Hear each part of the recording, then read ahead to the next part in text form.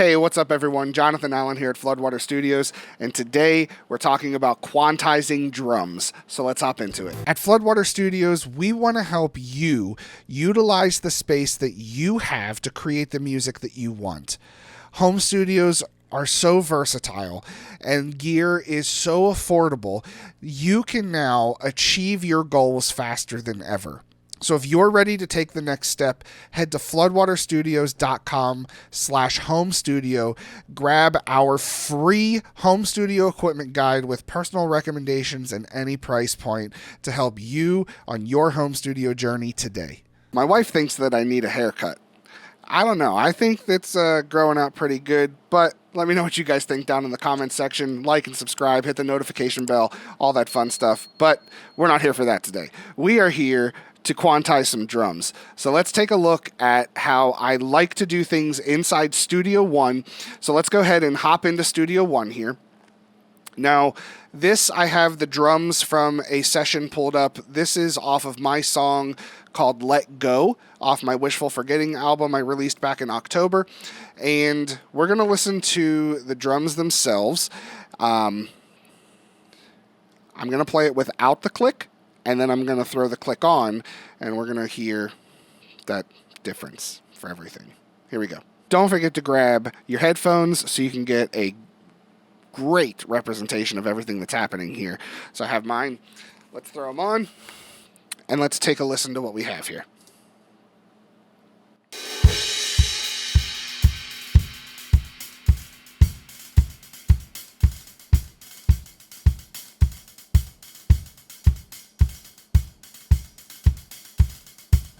All right, so listening without a click track, you can hear definitely some nuances of some hits are a little late, some are a little early. It's not exactly perfect. I mean, we're not going for perfect here. We still want it to sound like a human playing. But let's turn the click on, and you can see exactly how well I botched this.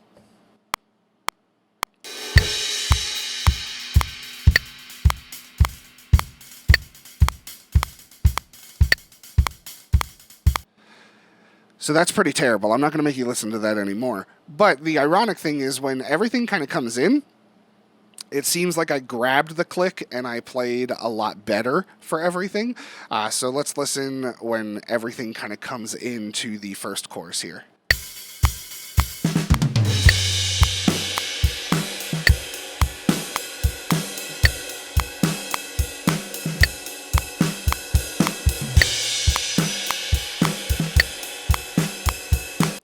So you can hear I definitely did better.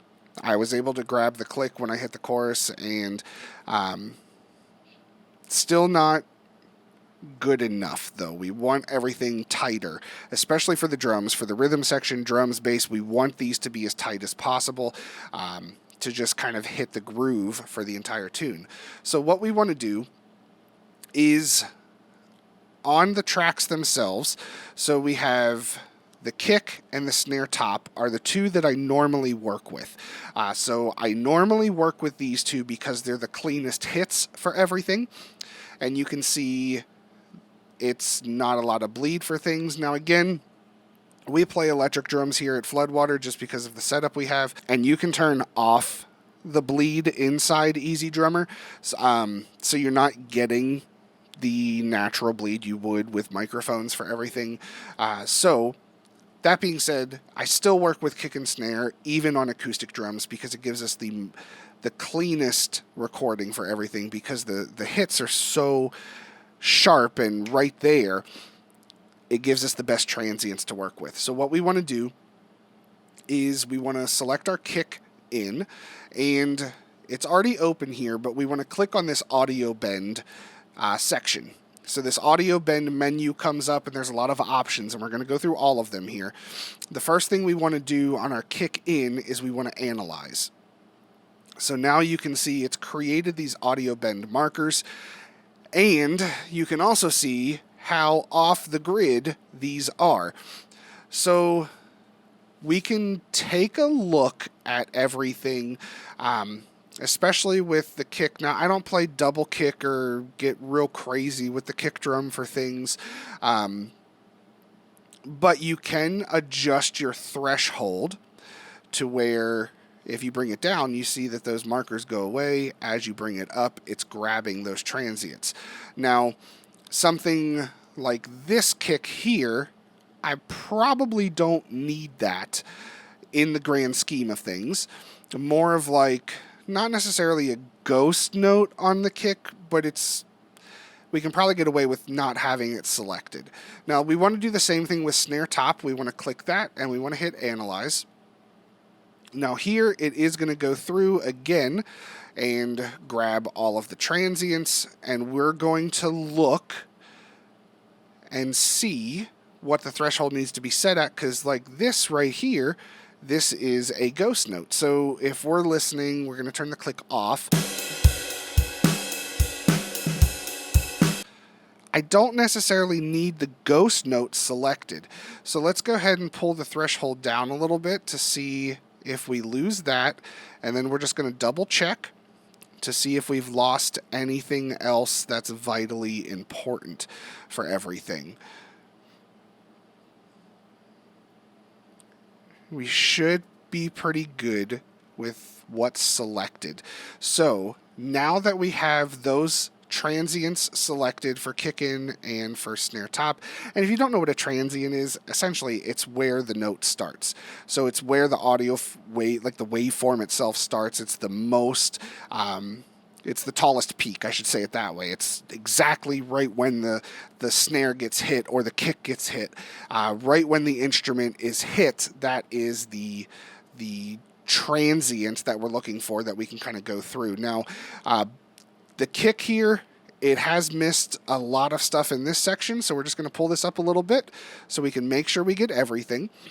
And then the next step is we come to our mixer tab down here, and we're going to select everything, and we're going to right click and group selected tracks, and we're going to call this drums edit. And now that we have this group set, we can see in the time stretch section it's already chosen the drums edit group. Now, if you have a bunch of different groups and you're trying to quantize different things, different parts, different instruments, you can go through and select which group you want. We only have one here, so it's going to automatically grab drums edit. Now, when you group everything, when you click on it, it grabs all the tracks. So that's something to keep in mind. You can go through and you can go into your group itself.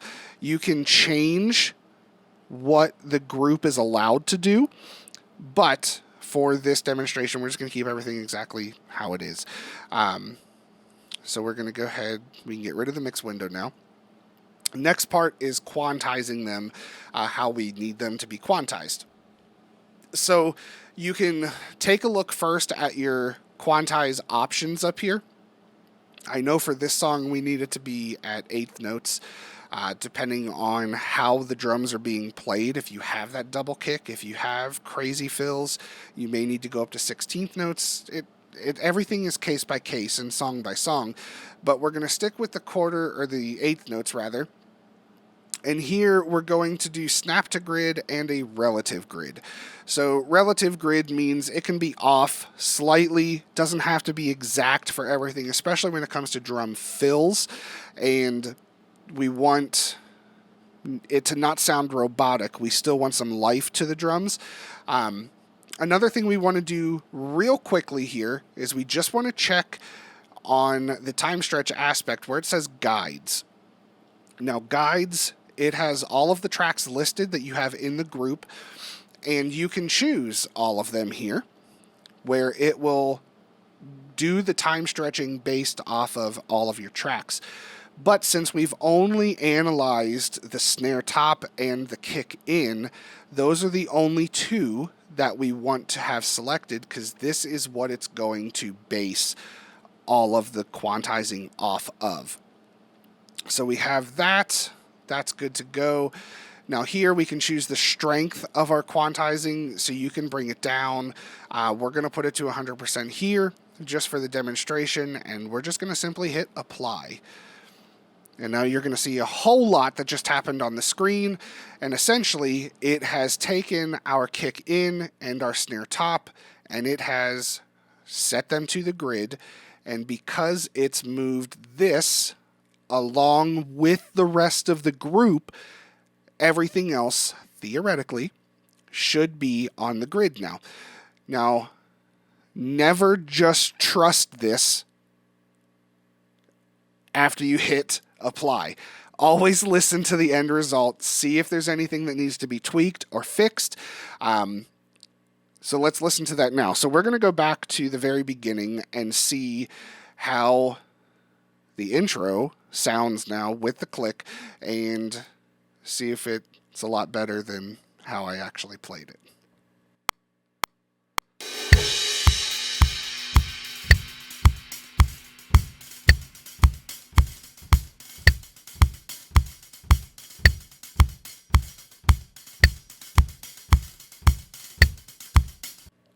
So you can tell now everything's tight. It's on the grid. It sounds good. Everything's together. And then let's take a listen into this first chorus here, because we did have some ghost notes and we did adjust some of them with the actual threshold for the bend markers. But let's see if anything needs corrected now that it is on the grid. And we know it's there, so we're kind of going to just turn the click off right now and just see if anything has just been compressed too much or stretched too much, which that's what these pink sections are. This audio has been stretched out of the original recording. The green sections, everything's exactly how it is. So red has a lot of compression, like it's stretched a lot or compressed a lot. Pink, it's either stretched or compressed a little bit. So let's listen to see exactly where we're sitting.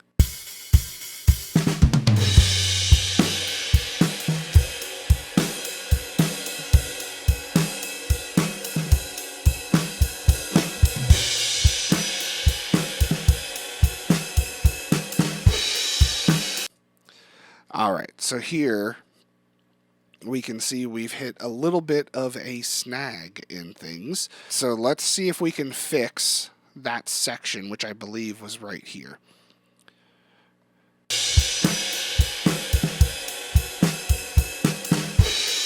Yep, it's right here on this second snare hit. Now, that's not a ghost note, but it's also not where it should be in the recording itself. So what we can do is up here, we can click on the bend tool option itself, or if you hit 7 on your keypad, it'll bring that up. And we can technically grab this and move it over to where it needs to be. So if we have both in the green, it means they're pretty much on time for everything. So if you listen back, that seemed to do pretty well. Now, one thing you could do also is for this section, if you just double click, it will get rid of that transient, and you can go through now, re-listen and see if we're still there. Throw the click on one more time for it.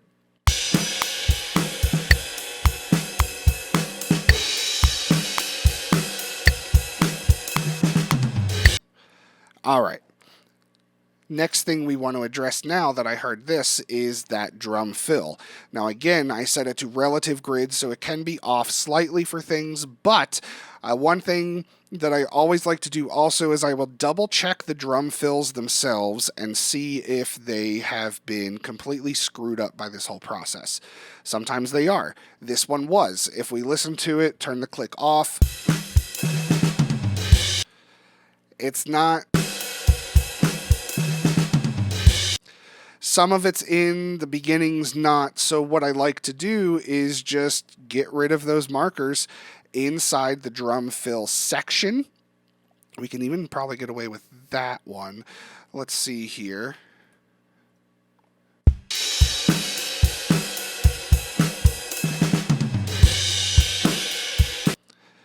Now, it sounds good there. Let's make sure everything's still on the click.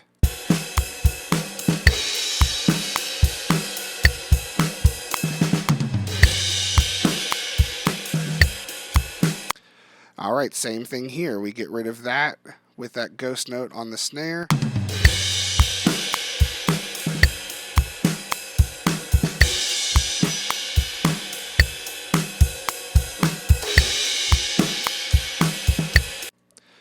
All right, everything that we've listened to so far sounds pretty good. We've made a couple of adjustments for things.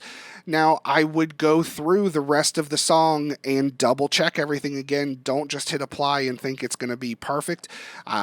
Again, we're not going for perfection here. We want it to sound like a human playing the drums because it was me playing the drums. I just did very poorly in some spots. So we want to tighten things up, get things where they need to be so they can sit in the mix for everything, be on time, and everything sounds great. But what do you guys think about this? How do you normally quantize your drums? Now, it's a valid option to just go to the quantize menu and just hit quantize and see what happens. When you're dealing with a lot of waveforms like this, it can get pretty chaotic pretty quickly. That's why we want to go into the audio bend section and actually analyze key pieces of the drum set to create points in time where we can actually get things quantized and it sounds really good and it sounds in time and on the grid. Again, doesn't have to be exactly perfect. You can definitely make things more humanized if you want to do that. But this is normally how I do it. We'll catch you guys on the next one. Have a great day. Before then, go record something. See ya.